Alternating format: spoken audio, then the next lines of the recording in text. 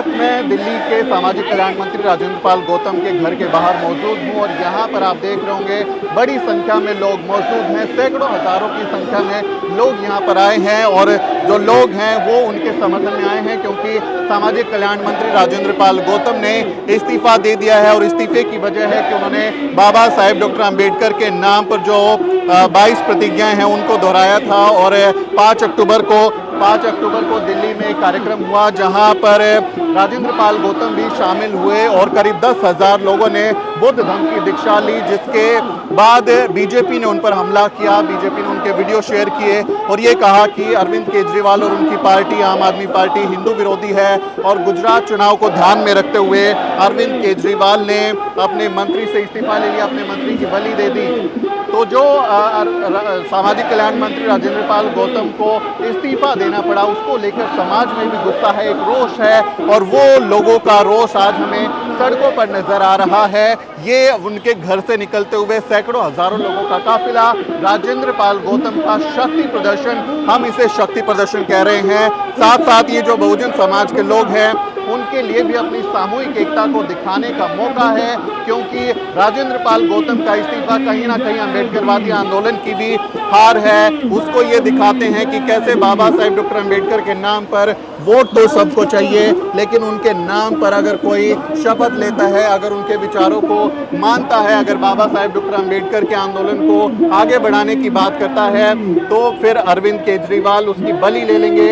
ये हमेशा से ही आरोप लगता रहा अरविंद केजरीवाल पर कि वो वोटों की राजनीति करते हैं, वो राजनीति की वजह से ही जो है ये काम कर रहे हैं। लेकिन यहाँ बाबा साहेब डॉक्टर अम्बेडकर के नाम का जो उनका वो कहें कि जपते रहते हैं, रटते रहते हैं, उनके विचारों में उनका उस तरह से यकीन नहीं है। और यही वजह है कि आज अरविंद केजरीवाल के खिलाफ भी एक गुस्सा हमें यहाँ सड़कों पर दिख रहा है। आप जो सीधी तस्वीरें देख रहे हैं इससे आप अंदाजा लगा सकते हैं कि किस तरह से लोगों में इस बात का भी गुस्सा है कि कैसे बाबा साहेब डॉक्टर अम्बेडकर के नाम पर एक मंत्री की बलि ले ली गई। आपको याद होगा दिल्ली के जो तमाम मंत्री हैं उन पर जबरदस्त भ्रष्टाचार के आरोप हैं, चाहे अरविंद केजरीवाल हो या फिर उनके मंत्री हों, जो भी उनके मंत्री हैं वो उन पर ये गंभीर आरोप लगते रहे हैं कि वो भ्रष्टाचार के आरोपों से घिरे हुए हैं। मनीष सिसोदिया पर छापेमारी हो चुकी है। सत्येंद्र जैन 2 महीने से ज़्यादा समय तक वो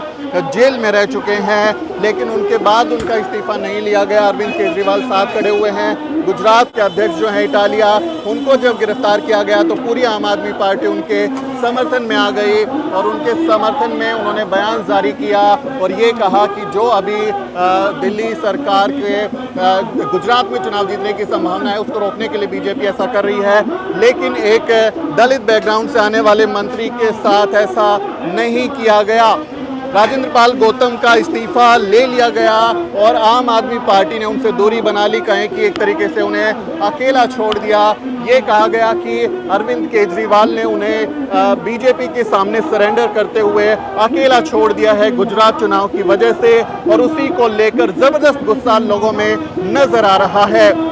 ये सीधी तस्वीरें हम आपको दिखा रहे हैं। इस वक्त हमें राजनिवास पर है। आप देखेंगे इस तरफ सामने जो है वो दिल्ली के जो उपराज्यपाल हैं LG, उनका घर है और उनके घर के बाहर से ही जो है ये यात्रा निकल रही है, जिसमें सैकड़ों हजारों लोग हैं वो शामिल हैं। और हम आपको ये तस्वीरें यहाँ से दिखा रहे हैं जिसमें राजेंद्र पाल गौतम के जो समर्थक हैं उनके हाथों में पंचशील के झंडे आप देख सकते हैं। और बौद्ध धर्म की क्या पहचान, मानव मानव एक समान, जाति तोड़ो समाज जोड़ो, इस तरह के नारों के साथ में जबरदस्त भीड़ यहाँ देखने को मिल रही है। तो ये अरविंद केजरीवाल को एक तरीके का संदेश कि उन्होंने जो बहुजन समाज से आने वाले नेता के साथ इस तरह का व्यवहार किया, उससे बहुजन समाज में भी गुस्सा है और बहुजन समाज के जो लोग हैं वो उन्हें माफ़ नहीं करेंगे। आप ये देख रहे हैं तस्वीरें, ये भी वो कह रहे हैं कि उनको माफ़ नहीं किया जाएगा।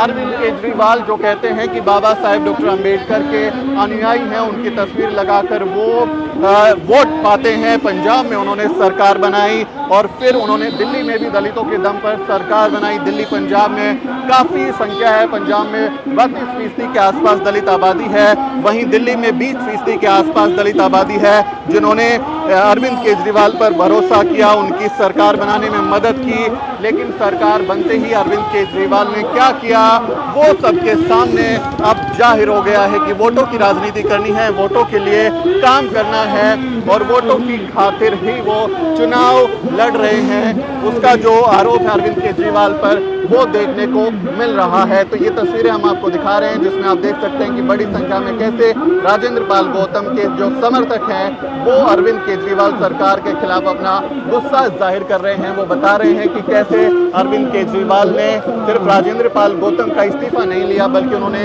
सीधे सीधे बाबा साहेब डॉक्टर अम्बेडकर का अपमान किया है। लोग उन पर आरोप लगा रहे हैं कि बाबा साहेब डॉक्टर अम्बेडकर के नाम पर वोट होने चाहिए, लेकिन बाबा साहब डॉक्टर अम्बेडकर के विचार नहीं चाहिए, उन्हें बाबा साहब डॉक्टर अम्बेडकर के विचार पसंद नहीं है। यही कारण है कि अब अरविंद केजरीवाल की सरकार के खिलाफ लोग यहाँ लामबंद हो गए हैं, एकजुट हो गए हैं और उनकी सरकार के खिलाफ भी कहें कि शक्ति प्रदर्शन राजेंद्र पाल गौतम के समर्थकों का और लोग जो हैं वो यहाँ पर यात्रा निकाल रहे हैं और लोगों में गुस्सा भी है राजेंद्र पाल गौतम के समर्थन में अरविंद केजरीवाल के खिलाफ भी। इस यात्रा को आप देख सकते हैं कि कैसे अरविंद केजरीवाल ने यहाँ पर जो दलित मंत्री है उसकी बलि ली और फिर गुजरात चुनाव के मद्देनजर अपने आप को पेश किया, तो उनके खिलाफ एक गुस्सा भी यहाँ पर है। आप भी यात्रा में शामिल हो रहे हैं? हाँ जी, मैं भी यात्रा में शामिल हूँ सर। क्यों आए हैं, क्यों? देखिए, आज बाबा साहब का जो मूवमेंट है जो लंबे समय से चल रहा था, बीच बीच में बहुत सारे मनोवादी लोगों ने इसको डैमेज करने की कोशिश की।